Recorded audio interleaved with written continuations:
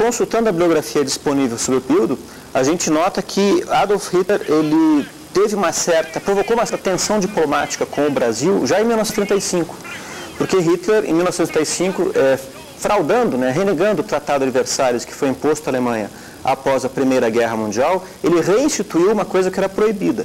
Ele recriou o serviço militar obrigatório. E nos termos da lei alemã, todos os alemães deveriam cumprir o serviço militar obrigatório nas Forças Armadas Alemãs. E ele se referia à enorme colônia alemã que residia no Brasil, que somava 900 mil indivíduos, como seus alemães. Que é o princípio do jus sanguíneo, né? Perfeitamente. Na legislação alemã, como você corretamente observou, todos eles eram alemães e, portanto, deveriam cumprir o serviço militar na Alemanha.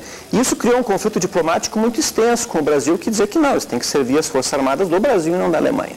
Então, alguns poucos indivíduos, atraídos pela promessa de conseguirem a plena cidadania alemã, aceitaram o convite de Hitler, que pagava inclusive a viagem marítima, foi uma coisa que eu descobri depois que o livro estava pronto, o frete marítimo, a passagem marítima para a Alemanha, para lá servir as Forças Armadas e ganhar a plena cidadania alemã. Alguns poucos indivíduos fizeram isso.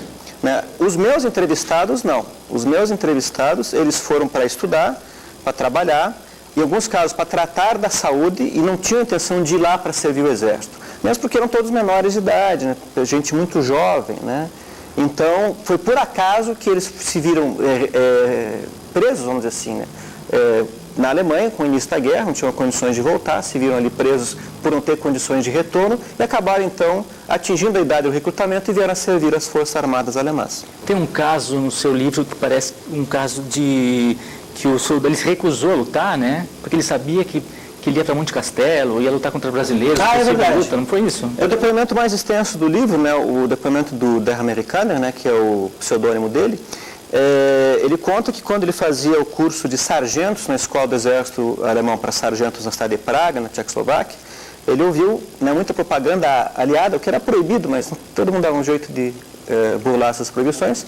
Ele ouvia nas emissões de rádio, a propaganda aliada, que a Força Expedicionária Brasileira, a FEB, estaria seguindo para a Europa, e já teria chegado na Itália e tal, Então, ele imaginou que os amigos dele de infância, que ele passou a infância em São Paulo, estariam compondo essa tal de FEB e provavelmente, da mesma maneira que ele, estavam se preparando para entrar em combate.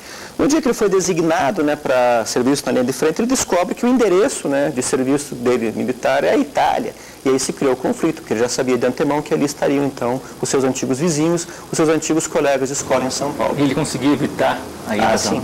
Ele conseguiu com a ajuda de um oficial médico, que também tinha essa experiência com alemães raciais, como se diz, com os alemães não nascidos na Alemanha, que conseguiram forjar uma doença para ele não embarcar naquele comboio que seguia rumo à frente italiana. Então ele foi acamado falsamente com a falsa doença, que permitiu ele então ser designado para um outro front, para uma outra linha de frente. Ele foi designado para serviço militar na Rússia, o que certamente foi muito pior para a biografia dele.